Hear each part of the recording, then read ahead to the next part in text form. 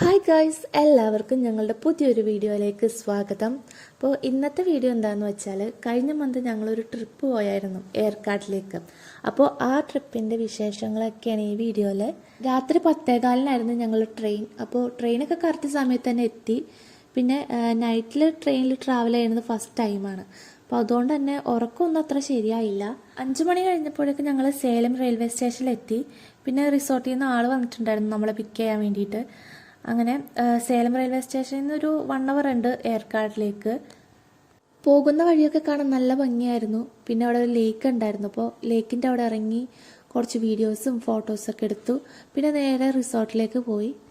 ഞങ്ങൾ സ്റ്റേ ചെയ്തത് യെല്ലോ ലേക്ക് റിസോർട്ടിലാണ്.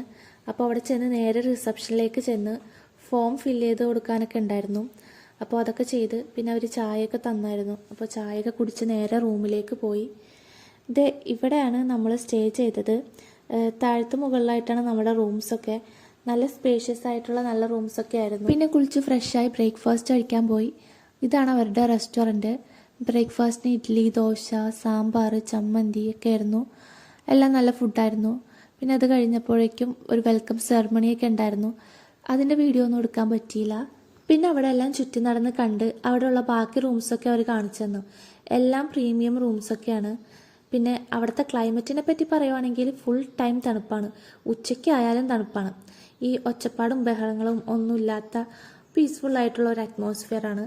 ഫാമിലിയൊക്കെ ആയിട്ട് വന്ന് ടൈം സ്പെൻഡ് ചെയ്യാൻ പറ്റിയ റിസോർട്ടാണ്. ഔട്ട്ഡോറാണ് ഞങ്ങൾക്ക് ലഞ്ച് സെറ്റ് ചെയ്ത് തന്നത്. അപ്പോൾ ചുറ്റിനും മരങ്ങളൊക്കെ ആയതുകൊണ്ട് അതിൻ്റെ ഇടയിലിരുന്ന് കാറ്റൊക്കെ കൊണ്ട് ഫുഡൊക്കെ കഴിക്കാൻ നല്ല അടിപൊളിയായിരുന്നു. പൊതുവെ എനിക്ക് തമിഴ്നാട്ടിലെ ഫുഡ് അത്ര ഇഷ്ടപ്പെടാറില്ല. പക്ഷേ ഇവിടുത്തെ ഫുഡെല്ലാം നല്ല അടിപൊളിയായിരുന്നു. ഫുഡൊക്കെ കഴിച്ച് കുറച്ച് റെസ്റ്റൊക്കെ എടുത്ത് അത് കഴിഞ്ഞ് അവിടെ ഇൻഡോർ ഔട്ട്ഡോർ ഗെയിംസൊക്കെ ഉണ്ടായിരുന്നു.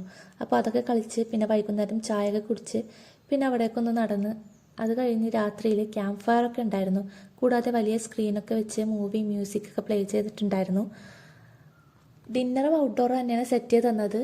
ലൈറ്റൊക്കെ ഇട്ട് ഡെക്കറേറ്റ് ചെയ്ത് അടിപൊളിയായിരുന്നു. ട്രിപ്പിൻ്റെ ബാക്കി വീഡിയോസൊക്കെ അടുത്ത് തന്നെ അപ്ലോഡ് ചെയ്യുന്നതാണ്. അപ്പോൾ ഈ വീഡിയോ ഇഷ്ടമെങ്കിൽ എല്ലാവരും ലൈക്ക് ചെയ്യുക, ഷെയർ ചെയ്യുക, സബ്സ്ക്രൈബ് ചെയ്ത് സപ്പോർട്ട് ചെയ്യുക. അപ്പോൾ ബൈ.